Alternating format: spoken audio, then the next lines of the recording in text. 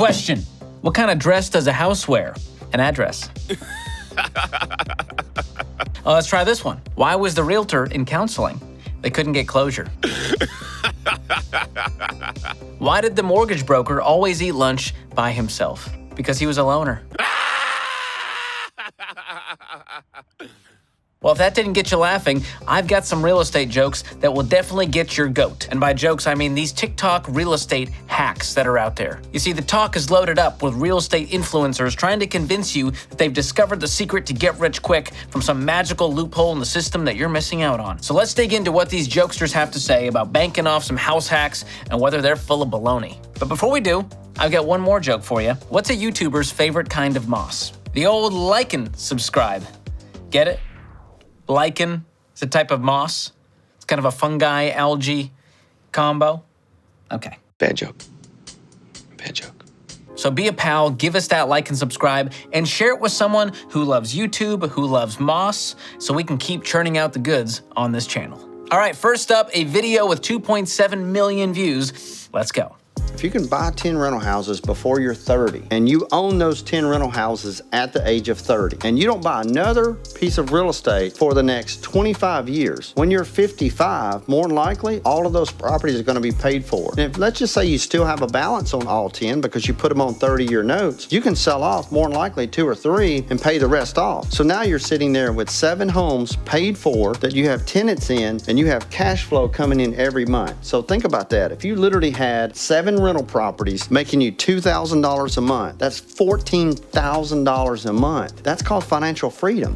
What are you doing, guys? You're dumb. Just go buy 10 houses before you're 30. It's a simple wealth hack. But what Jeff Bridges is not taking into account here is risk. I knew it, dude. I knew something was going on. So you're asking a whole bunch of broke people out there to put nothing down on these homes, take out exorbitant mortgages to hope they can find a tenant, hope they can keep up with the maintenance, the property taxes, the homeowner's insurance on 10 different homes, all as some kind of wealth building hack. It's just not that simple. Hard pass on that advice. Seller carry is where you basically ask the seller to be the bank. Say you're buying a house for $300,000. You say, I'm going to put $150,000 down, but I want $150,000 carry. So you get $150,000 cash. Maybe you don't need all the money today. Can I pay you the rest later? And I'll give you interest on that $150,000. Maybe you negotiate a 6 or 7 or 8% rate, something comparable or a little less than you could get on the free market, but you're getting all of your purchase price done and you can make interest payments to that seller. And once you fix up the house or eventually sell it or refinance it, you pay them off. They're happy. They're made whole plus their interest. Here's the deal with seller financing. Like you mentioned in the video,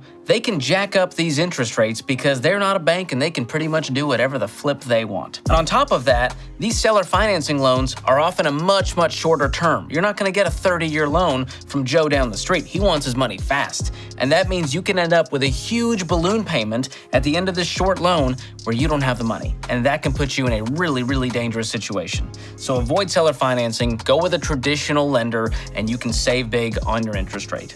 This is the #1 real estate investing strategy that I use to become a millionaire. It's called the BRRRR method. B, buy a property for a good price or below market value that preferably needs some TLC. R, renovate or repair the property so that you can make it attractive to future tenants who will pay the rent. R, rent out the property to a tenant with good credit. R, refi. Once you have revenue coming into your property and you build some equity, you go back to the bank and get a cash refi. R, repeat this process again with the money the bank gave you and buy another revenue property. Wow. Oh, where to begin? What she's talking about here is the BRRRR method, which she explained in the video, right? Here's where the BRRRR strategy goes wrong. It doesn't take into account risk. See, these short-term loans can be super expensive with high interest rates. You can quickly go way over budget with unexpected expenses and repairs, which leads to longer rehab time and even negative cash flow. And think about this, you're not the only person trying to find a deal to rehab a house. So you're now competing with other people who also watch HGTV and Tatlon Dono on TikTok, and they also want that deal. Oh, and by the way, good luck finding contractors who are available and affordable. And good luck keeping up with all the work that needs to be done on this rehab. That's a part-time job right there. Does this feel like passive income to you? Are you kidding me? This is a full-time job on top of your already full-time job. And it's extremely time-consuming, and it's not as easy as it may appear to some people. Avoid this. So we bought our first house and we lived in it for 2.5 years. After that, we pulled out what's called a HELOC, home equity line of credit.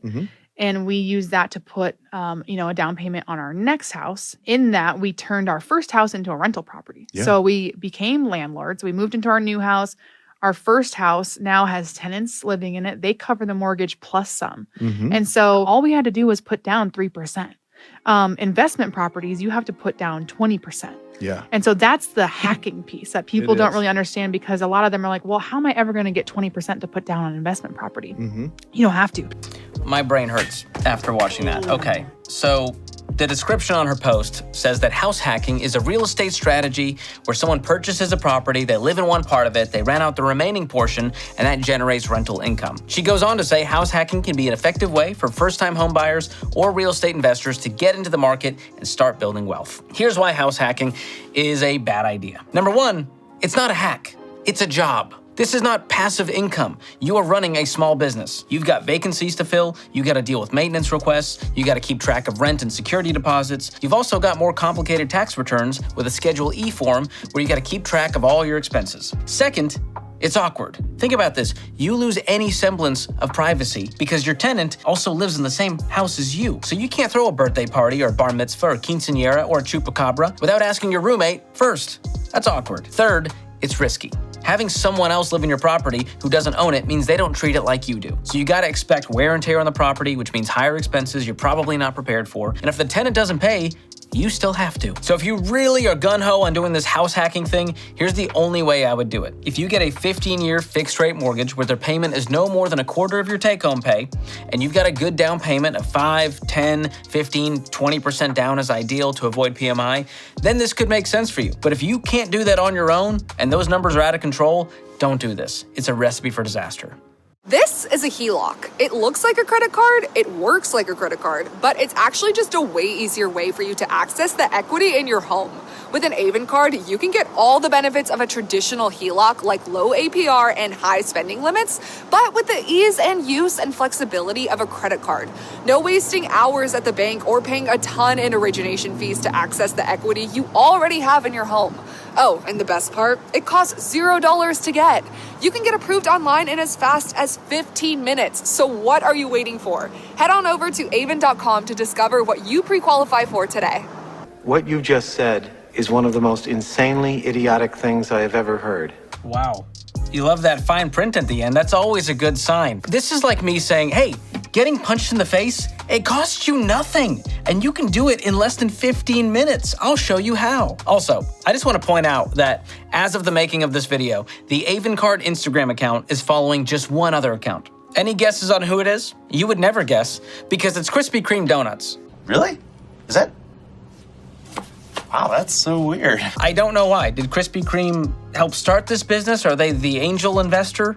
I don't understand what's going on here. So let's cover what a HELOC is real quick in case you don't know. A HELOC is a home equity line of credit, meaning your house is used as collateral to secure the loan. Here's why a HELOC is a terrible idea to begin with. Number one, you're putting your home at risk. If you default, if you misstep in any way, the bank can take your home. So Avon is a credit card tied to your home equity, which allows you to rob yourself of your home equity at the low price of 8 to 15% interest. But guess what? It's not fee-free. There's a 2.5% fee on cash outs and balance transfers. There's a $29 late fee if you don't make the minimum payment. Here's the solution to this. Save up and pay cash for whatever it is. And listen, if you're really in a financial bind, it may make sense to sell your home while you get financial foundation under you. But do not rob your home equity, please. Kim Kardashian just took out a $48 million mortgage to buy a new home in Malibu. Why would someone who's worth over $1 billion take out a loan when they can afford to buy the house in cash? Well, I'm Vivian, your rich BFF, and your favorite Wall Street girl who's gonna let you in on this massive rich person secret and explain why you should understand it.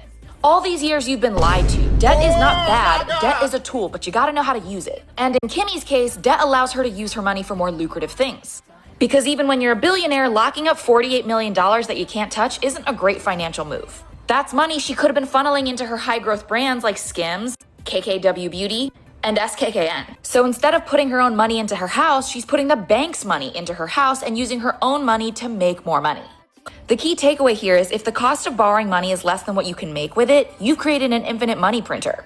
And when poor people borrow money, we call it debt. And when rich people borrow money, we call it leverage, and we put them on the cover of magazines. Which one do you want to be? Vivian, I was on board until you threw my man Dave Ramsey under the bus. Okay, not cool, unappreciated, rude. We gotta talk about this whole leveraging debt thing. You said when poor people take out debt, we call it stupid, right? Debt is okay as long as you're rich. Why would she use that cash when she can make more in the market? And you might be thinking the same thing. Why would I not take out the loan? Or why would I pay off this debt when I can use that money to make more money in the stock market? Well, you're forgetting about a thing called risk. You see, last year, the stock market was down 18%, which means if you put $100,000 in, you lost $18,000. How's that for your little money-making scheme? So it doesn't make sense that you can just say, debt is something to be leveraged, we should all do it, Kim K does it, why shouldn't we? Listen, there's a lot of decisions Kim K made that I don't think anyone should make, okay? What do you mean by that? But that's besides the point and for another episode. Not all wealthy people leverage debt. Okay, I know a guy by the name of Dave Ramsey who's worth hundreds of millions of dollars and he pays cash for all of his real estate. So don't believe this myth that this is what wealthy people do just because one TikToker said one celebrity did it. So can home ownership help you build wealth? Absolutely. Real estate was a huge part of my own wealth building journey, and I've got a video called How I Went From Broke to Millionaire in 10 years where I walk you through that. If you like what you heard today, there is plenty more where that came from. If you want to learn about how to be successful in real estate, how to do it the right way with less risk and more peace, check out the place I look for all of my home and mortgage questions, the Real Estate Hub at RamseySolutions.com. I'll link it below. As always, be sure to like and subscribe to get more content like this, and share this with the self-professed real estate gurus in your life. I want to know what they think. Or maybe a friend who's likely to fall for some of these real estate hacks. Thanks for watching. I'll see you next time.